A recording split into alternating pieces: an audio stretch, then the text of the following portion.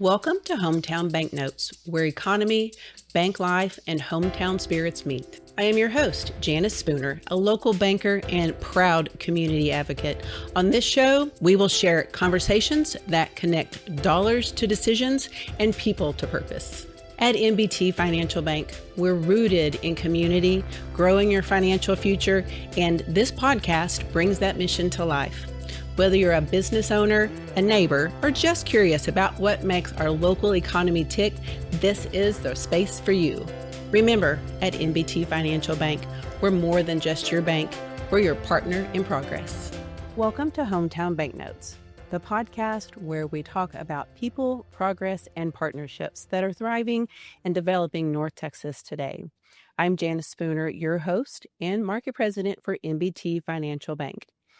As we step into November, it's a moment that we can stop and really take stock in what is driving our communities, what is happening in the broader economic backdrop, and also what is really moving ahead. And as we focus on 2026, what are the opportunities that are coming our way? And today, we have a very special guest. We are going to be joined by someone who plays a key role in guiding NBT's mission, vision, and long-term strategy, our chairman of the board, Steve Eargle. Before we jump into that main feature today, let's look at what's happening in our national, Texas, and local economics. As we review our economic landscape this month, it's important to note that there have been several data points that have been delayed because of the now ended federal government shutdown. The most recent confirmed numbers are available from September for inflation and August for the labor markets. Here's where things currently stand. Let's start first with inflation. The latest data from September 2025 put headline inflation at a 3.0% year over year, continuing a gradual cooling trend. Core inflation, excluding food and energy, also came in at 3%, one of the more stable readings we've seen this year. And let's shift to our labor market. Based on August 2025 data, the unemployment rate edged up to 4.3%, signaling ongoing softening. Hiring has slowed, and job postings have moderated across sectors, especially affected by the shutdown and shifting consumer confidence. The Federal Reserve, we talk about this just about on every podcast because it's so important right now. The Federal Reserve implemented 2 rate cuts, one in September and one in October, bringing the federal funds rate to a range of 3.75% to 4%. Markets are now watching for a possible third rate cut in December, as policymakers are describing it as a toss-up of whether they will complete that rate cut or not. It's not a guarantee, that is for sure. Fed officials continue to emphasize downside risks tied to slower hiring, tighter credit conditions, and economic effects of the prolonged shutdown. It's very important. We always talk about what's happening with our businesses and our consumer trends.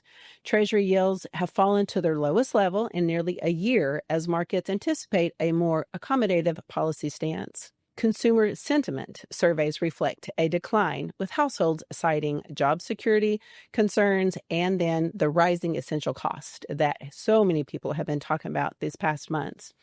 Small businesses, including contractors, hospitality providers, and consumer good operators, report slower traffic and more cautious purchasing behavior heading to year-end. North Texas.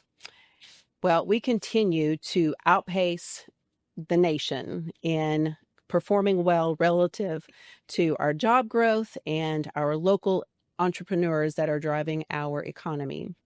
State job growth projections based on August data place annual growth near 1.3%, supported by continued population growth, construction, and professional services. Locally, through Grapevine and the surrounding corridor, we continue to see strong entrepreneurial spirit, energy, and continued commercial activity, and the resilient community partnerships North Texas is known for. So, while the national picture is uneven, North Texas continues to demonstrate the adaptability and strength that position our region for long-term success. And that brings me to our today's guest. And please join me in welcoming Steve Eargle, our chairman of the board for NBT Financial Bank. Welcome to the show. Thank you, Janice. Good to be here. Absolutely.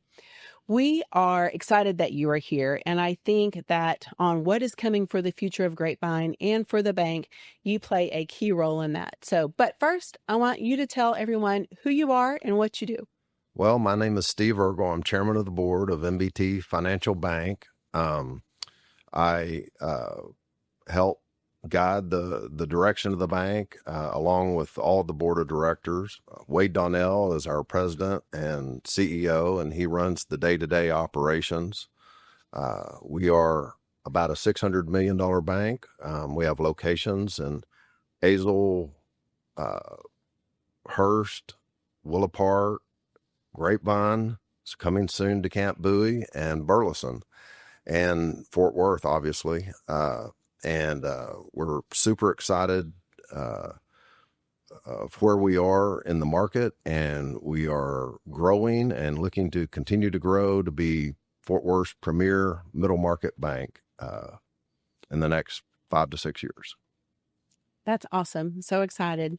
So tell me, when did you first hear about and learn about NBT Financial Bank? So up until 3 or 4 years ago, when it was rebranded, it was known as the National Bank of Texas at Fort Worth, which was a bit of a mouthful.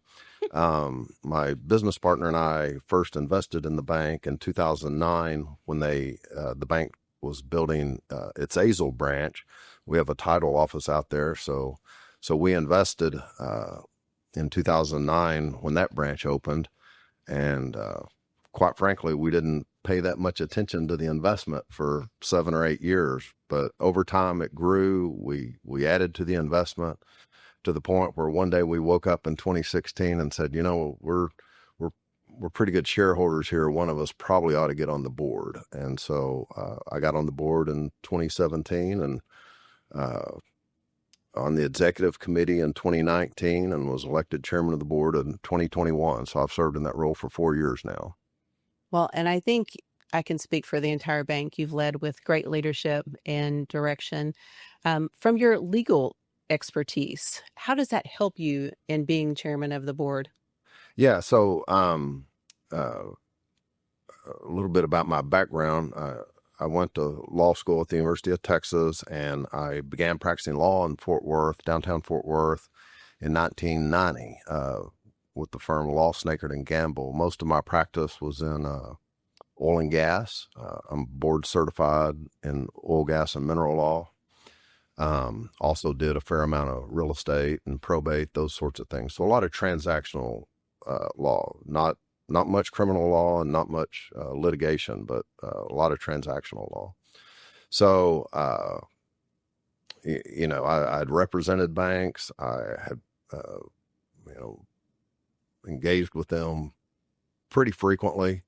And also my business partner and I were growing our small little oil and gas royalty company, kind of what we call on nights and weekends, which required us to borrow money from banks. I laugh. I like to tell people our very first oil and gas deal we did in 1993, we didn't have the $11,000 between us, and the sixth bank we went to loaned us the money. So, honestly, I probably started out with a pretty low opinion of some of the banks, but no, I interacted with them a lot. It's really served me well now that I don't practice law like I used to, and all the documentation, all the work and concerns around it, it all makes sense. It all, I kind of feel like I've been doing it all my life, even though I haven't. So, but back 20 years ago when we were borrowing money, it always felt like banks always had these crazy rules and regulations. They always asked, questions that I would scratch my head going, why are they concerned about that? And it's a little bit like the Wizard of Oz. I mean, once you're in the bank and you're on the other side of the curtain, you see where, the banks, since they do provide a good service, particularly with deposit insurance, the government gets to regulate banks, and they do. enthusiastically. So a lot of kind of the odd questions, a lot of the things that I didn't really understand as a lawyer before I kind of was more of a banker. A lot of that was driven by regulation and what the banks kind of had to do to keep the regulation clean, to stay out of trouble with the regulators. So, but other than that, that's probably been the steepest learning curve. But the business aspects, the legal aspects, they all kind of make sense. Right. Those are great analogies.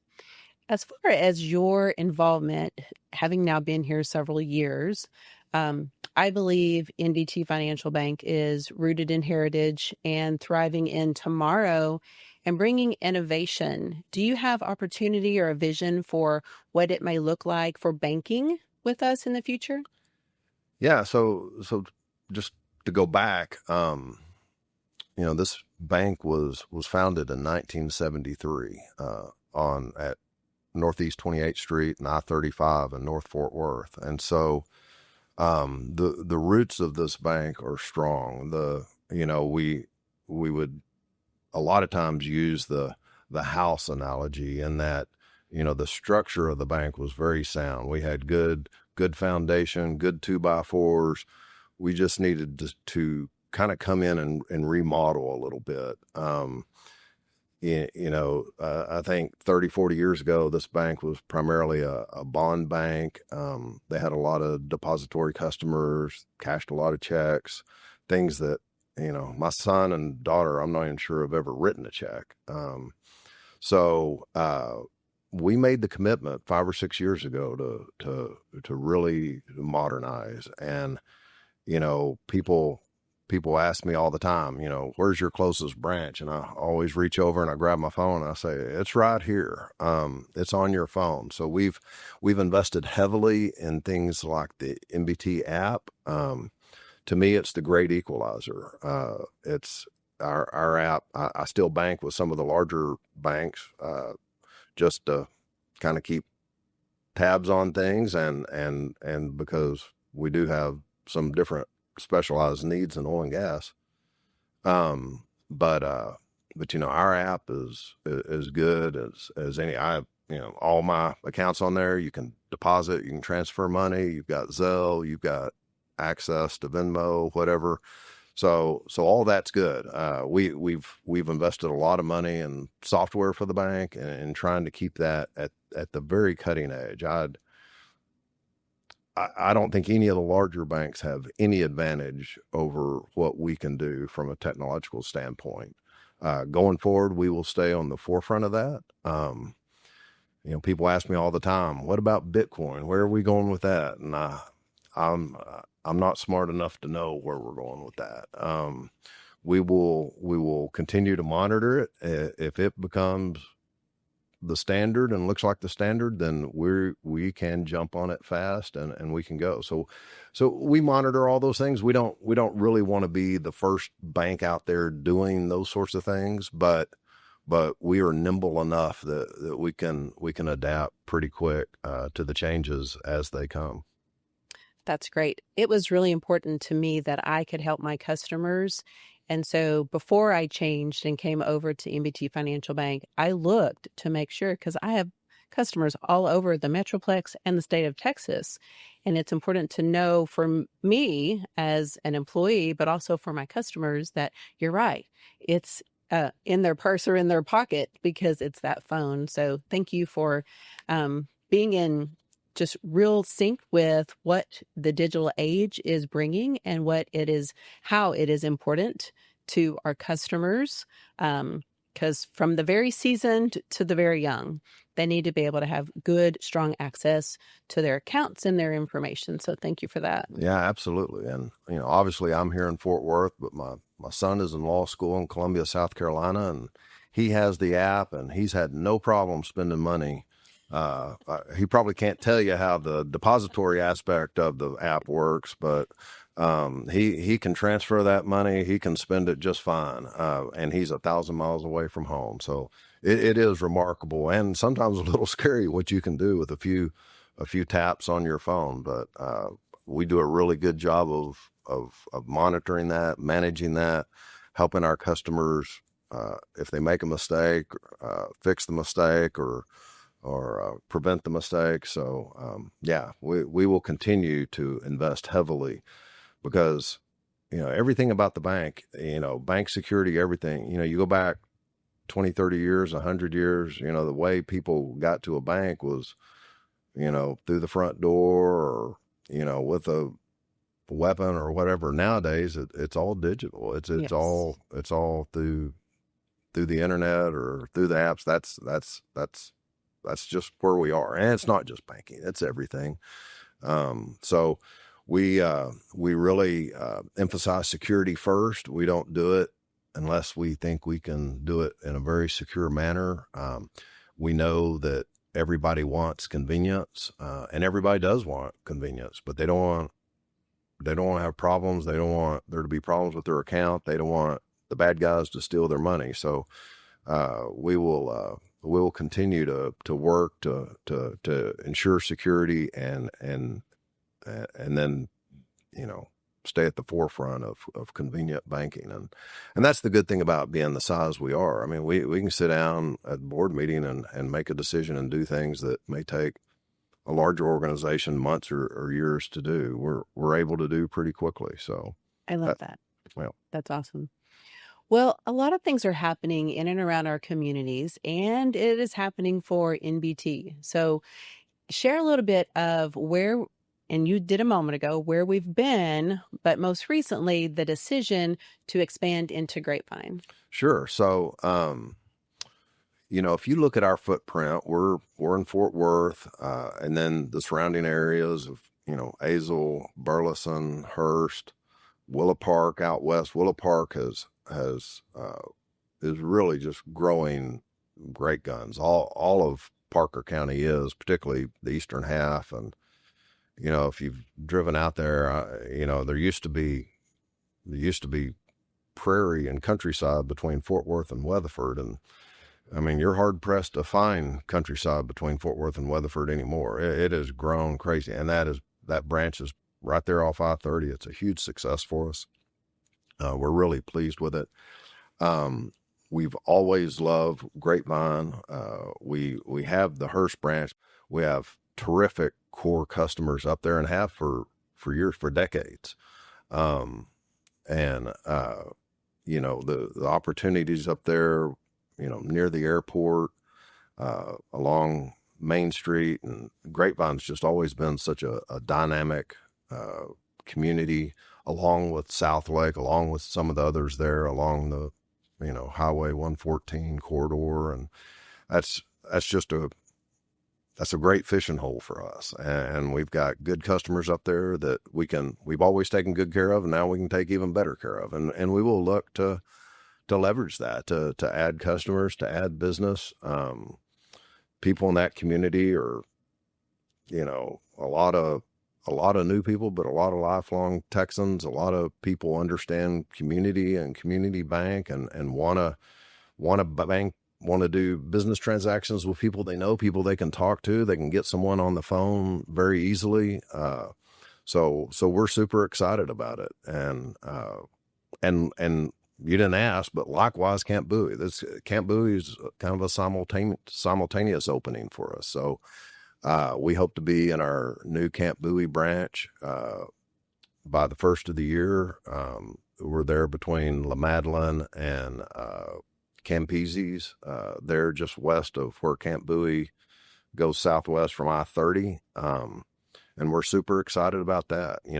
That's just kind of an older, rich heritage area, Fort Worth. People, instrumental downtown, instrumental in Fort Worth, have lived in that part of town. There's great businesses out there, and we're super excited about that too. So if you look at the map and kind of see where we are, and then see Grapevine to our, to the northeast of Fort Worth, and Camp Bowie to the southwest, we're really excited about our map. A lot of banks, kind of have a branch on every corner, kind of like a Starbucks. We're going to be what a little more of what they call branch light. We're going to invest most heavily in trying to make our customers' daily banking activities the easiest they can be. So through the app, through the website, those sorts of things. And then we will add branches so that if someone wants to come into the branch, and we'd love for them to come into the branch, but what we've learned in the last 10 years, everybody asks where your branch is. Everybody says they're going to come to the branch. No one goes to a bank branch anymore. I mean, everyone that always asks, where's your closest branch? And I tell them, and I show them the phone, and I'm like, when was the last time you were in a bank branch? And, everybody thinks back. They're like, oh my gosh, I haven't been in a bank branch 7 or 8 years. But you gotta have those anchors in every community, and especially, ones like Grapevine that are so important, and Camp Bowie that are so important. So we're super excited about both. Yeah. Yes, we have definitely hit the ground running in Grapevine, and the community, the chamber, the city has been spectacular to welcome us and be a part of our journey to our future branch. And we're going to talk about that in a minute, but just the vision that the bank has had and can see, and what you've just described, you've put great leadership in place. I think that we're going to be wildly successful because of who we are at our heart, and that people matter, and that we're here to support our communities. Absolutely. Absolutely. And that's one of our core tenets. I mean, we want anyone who calls us to get a live human, not AI, not someone in a foreign country where you have communication issues. We made the commitment long ago that if we're going to overstaff anywhere, it's going to be in the call center. So that, fortunately, most of our systems work pretty well, and you don't need to call the bank. But sometimes you do if a Zelle doesn't go through or whatever, and we want there to be a real human being sitting there. It's kind of funny. The last time I called the bank, I think Crystal answered the phone. I'm like, "Hey, Crystal, how you doing?" But we want our customers to kind of feel that way too. We want, if we have a CNI customer or small business customer with, his forklift goes down on Friday and he needs a new one, we'll take care of that. If his kid loses his debit card at college on Saturday, call us. We'll take care of that. Maybe Monday, but we're going to talk to you on Saturday. So, we want to know your name. We want you to know our name. And so, Wade and I and the whole board and the strategic planning, we all work great together, and we all talk about it. And, we're trying to grow, but we never want to grow to the point where we can't provide that personalized service. So we're willing to invest in that, and put aside part of the money for that, so that we are providing that level of service that, quite frankly, in the modern age is kind of going the other direction. It's kind of going away. And you asked a minute ago about, what did I learn, or what did I know before I got involved in banking? And one of the things I learned, 20 years of practicing law and 30 years of living in this community, is I don't like not being able to get things fixed. I don't like calling an organization and having to talk to a machine. So a lot of that has kind of carried over to what we all kind of envision we want the bank to be. We want the bank to be a bank you can, have bankers you can talk to, where you know them by name and they know you. That's right. Steve, it has been an honor and a privilege to have you on the podcast today. So before we leave, I would like you to share, if anyone needed to get a hold of you, how to find you, if you would share that information with them. Sure. So my email address at the bank is seargle@nbt.bank. Let me talk about that a minute. When you get an email address, and we did the name change 3 or 4 years ago from the National Bank of Texas at Fort Worth to just simply NBT Financial. Wade was smart enough to grab the NBT at nbt.bank. So we're really proud of that. Sometimes people type .com just out of habit. I do it too. But S Eargle, which is SEARGLE at NBT.bank. Feel free to email me and yeah. Well, I appreciate you. Thank you very much. Okay, Janice, thank you. All right. So before we wrap up today's, there's some special recognition that we want to give. And I want to highlight a very exciting milestone ahead for NBT Financial Bank, and that is our upcoming groundbreaking. That is going to be January the 8th, 2026. We are going to start the year with a bang and a great celebration for our groundbreaking. This project represents far more than a building. It is a long-term commitment that the bank has established way ahead of time to make sure that we and provide to our customers accessibility and partnership and service to the communities that we love. And so we are going to celebrate that January the 8th. Be on the lookout for more details. But I'll tell you what, and as we've shared here today, creating a banking experience that feels like home, it feels like Grapevine, and that we are rooted in heritage, that Grapevine is as well, is so important. So it's a great blend of what's coming. Make sure you go ahead and put that on your calendar. It is November, and I think that it's very important that we pause and really take an opportunity to thank our service members and their families for their sacrifice and all that they give to protect our freedom. So to our veterans, active military, reservists, and families who stand beside them and give sacrifice across all measures, thank you for your courage, your sacrifice, and your unwavering commitment to the freedoms we enjoy today. Here in North Texas, we are honored to support our veteran-owned businesses, our service members transitioning to civilian life, and the strong network of families who continue to make our communities stronger through their leadership and their resilience. So from all of us at NBT Financial Bank, thank you from all of us to you. And each month on our podcast, we also celebrate our community scholarship. And for GCISD, we honor one and select one student senior each month to get a $500 scholarship award.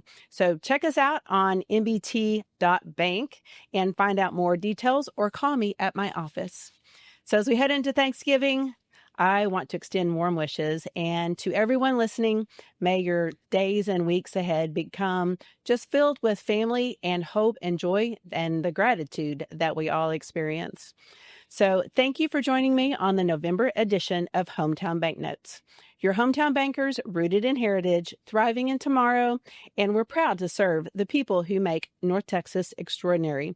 Be sure to follow the bank on LinkedIn, Instagram, YouTube, and Facebook, and then you'll see all the behind the scenes and updates with what's going on both of our new locations for construction. Until next time, I'm Janice Spooner, your host, and reminding you to make sure you celebrate today, stay inspired, and make someone's life better today. Thanks for joining us on Hometown Banknotes. If you liked today's episode, be sure to follow, share, and like, and show someone how to make a difference in their life by understanding what's going on in the economy, their life, and in their community.